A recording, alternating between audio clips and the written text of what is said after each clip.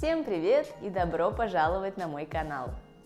Меня зовут Алина, и я помогаю тем, кто учит русский язык как иностранный, заговорить на нем более уверенно и естественно. Ну что, всех накрыла предпраздничная суета? Меня, если честно, пока накрыла только лень и желание поскорее освободиться от всех дел и заняться тем, чем я занимаюсь обычно в начале года. Лежать, валяться, отдыхать.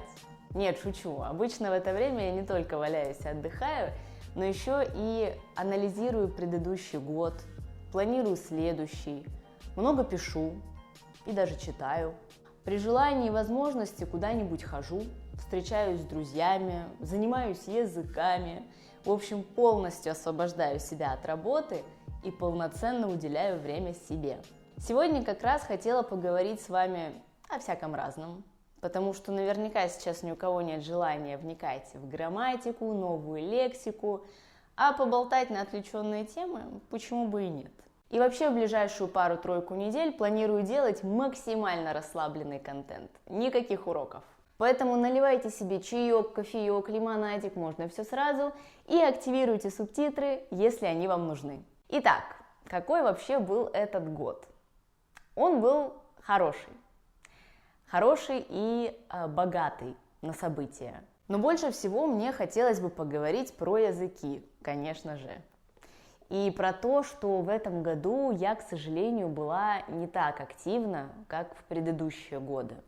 А все потому, что, наверное, немного сместился фокус. Появились какие-то более приоритетные вещи.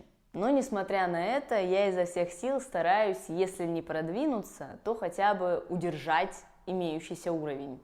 И, наверное, здесь мне бы хотелось поговорить про приоритеты, потому что именно от них и исходит наша мотивация учить язык. С тех пор, как я поняла, что мне не хватает времени качественно заниматься всеми языками, которые есть в моем арсенале, я решила сосредоточиться на одном приоритетном и в свободное время заниматься именно им. А все остальные либо чередовать день через день, либо заниматься хотя бы 3-5 раз в неделю, даже пусть по чуть-чуть. Возможно, мое хотя бы 3-5 раз в неделю сейчас для кого-то прозвучало странно. Но дело в том, что языки были огромной, они есть огромная часть моей жизни, и раньше я ими занималась практически каждый день без выходных. И в день у меня на это уходило 4-5 часов, примерно по часу на каждый язык. Я их очень плотно внедрила в свою жизнь. И для меня это не работа, не то, что я делаю, заставляя себя, а то, что мне нравится и без чего мне будет грустно жить. Не то чтобы невозможно, возможно, конечно, но грустно. Я бы сравнила это с любимой едой. Например, я люблю на завтрак яичницу, или блинчики, или сырники, что-то в этом роде. Но вот у меня из рациона резко пропадают мои любимые блюда, я должна есть кашу, а я не хочу кашу. И да, каша поддержит мою жизнедеятельность, со мной все будет хорошо, но не будет удовлетворения. И это то, что происходит со мной, когда я перестаю заниматься языками. Я начинаю страдать, как бы громко и забавно это не звучало. Многие мои друзья, знакомые говорят, что у меня довольно специфические хобби, которые мне, к большому сожалению, фактически не с кем разделить.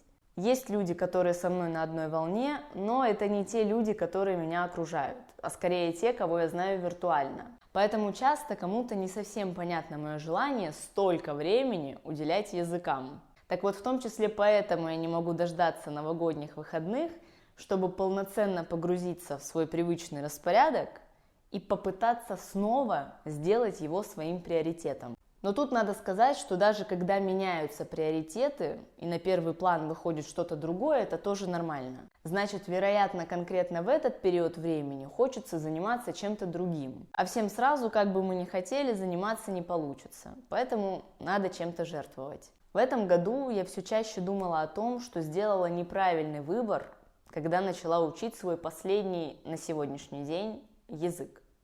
И это французский. Я пыталась и пытаюсь за него держаться, как-то продвинуться, но по какой-то причине он меня не цепляет.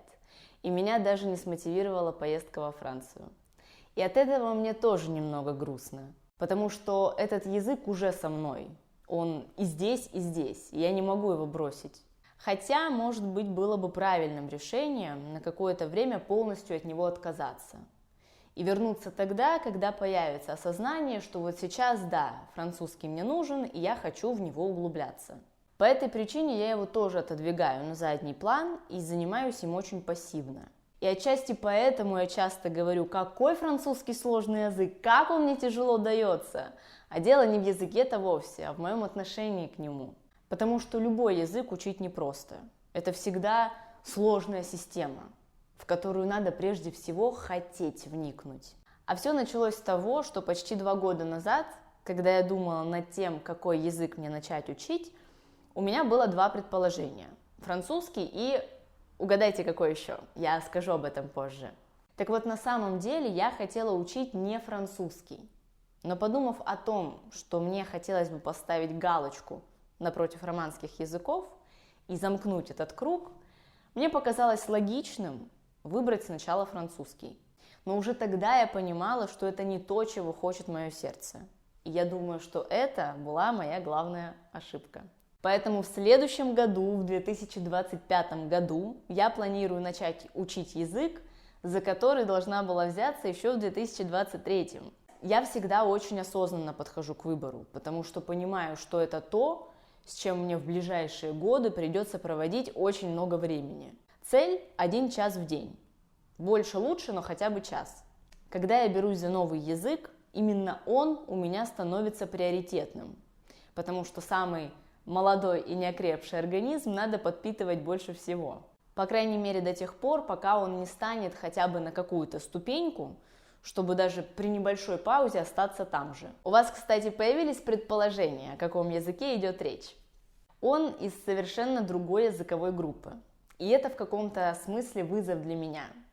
Потому что, хотя, как я и сказала, любой язык учить непросто, но все же, когда они принадлежат к одной языковой группе, и ты говоришь хотя бы на одном или нескольких языках из этой группы, то, естественно, тебе будет легче учить этот язык с нуля, чем тот, с системой которого ты абсолютно не знаком, с письменностью которого ты абсолютно не знаком. В общем, в 2025 году я начинаю учить греческий язык.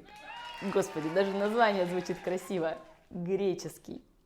Не путать со словом грецкий. Грецкий у нас орехи, а язык греческий.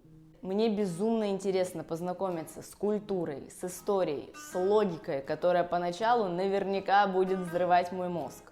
Но я ее пойму. А потом, конечно же, поехать в Грецию и говорить с греками на их родном языке. Это то, что меня по-настоящему вдохновляет и мотивирует при изучении языка.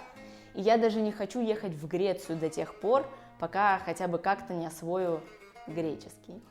Причем у меня это работает, конечно, не с каждой страной, иначе я бы за всю жизнь смогла посетить не так много мест в сравнении с тем, сколько их вообще. Но пока как будто бы есть такая мысль только по отношению к Греции, не знаю почему. Я специально сейчас это озвучила публично, чтобы если вдруг у меня закрадется мысль, что я что-то там не успеваю, или ленюсь, или еще чего, чтобы я понимала, как мне будет стыдно, если кто-то в комментариях у меня спросит, как там твой греческий? Так что так я вряд ли соскочу. Еще, к слову, об увлечениях. Про иностранные языки вы знаете, я об этом постоянно говорю, что это мое увлечение номер 1. Но есть еще увлечение номер 2, которое тоже достаточно сильное и которое я стараюсь постепенно развивать. И это направление экономики и финансов. Мне оно очень интересно, хотя я не экономист по образованию, но, наверное, если бы сейчас у меня стоял выбор, куда идти учиться, то я остановилась бы именно на экономическом. Я не углубляюсь в сложные и малопонятные процессы, но интересуюсь тем, что нас окружает и касается напрямую. И стараюсь понять причинно-следственные связи. Это еще одна тема, для которой сложно найти собеседника. Но что поделать. А так я вообще фильмы люблю смотреть. Ну и вот как-то так. Начинаю активнее вливаться в свои уроки и открывать для себя новые миры. Напишите в комментариях, какие у вас планы в отношении русского языка на следующий год. Не теряется ли мотивация? Или, может быть, хочется разбавить русский каким-нибудь другим языком? Если теряется мотивация, посмотрите видео на эту тему, которое есть на моем канале. Ссылка будет внизу. Ну и если есть вопросы, предложения по поводу тем, на которые вы бы хотели смотреть видео, тоже о них обязательно пишите. И вообще хотелось бы делать больше таких разговорных видео. Надеюсь, что они вам тоже нравятся. Вас я поздравляю с наступающими праздниками. Пусть все будет так, как хочется. А на то, чтобы этого добиться, всегда будут силы и желание к этому прийти. Спасибо, что смотрели. Увидимся в следующем видео. Пока-пока!